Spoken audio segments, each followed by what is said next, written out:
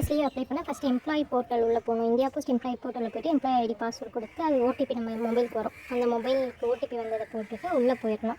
உள்ளே வெரிஃபை ஆகி போனதுக்கப்புறம் இங்கே கீழே வந்து செல்ஃப் சர்வீஸ்ன்னு இருக்கும், அது உள்ளே போகணும். போயிட்டு லீவ் மேனேஜ்மெண்ட் சிஸ்டம் இருக்கா, அது உள்ளே போயிட்டு நம்ம வந்து அப்ளை பண்ணணும். லீவ் அப்ளை பண்ணுறதுக்கு வந்து அப்ளை லீவ்னு இருக்கா, அதில் போயிட்டு கரண்ட் லீவ்னு இருக்கும். கரண்ட் லீவ் தான் கொடுக்க போகிறோம்.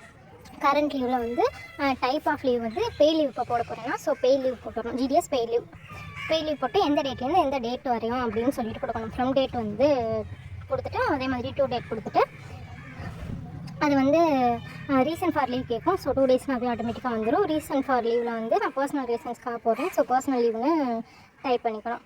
டைப் பண்ணதுக்கப்புறம் வந்து வித் சப்ஸ்டியூட்டாக வித்தவுட் சப்ஸ்டியூட்டானு கேட்கும். So permission required to leave கேம்பஸ்லாம் நம்மளுக்கு வராது.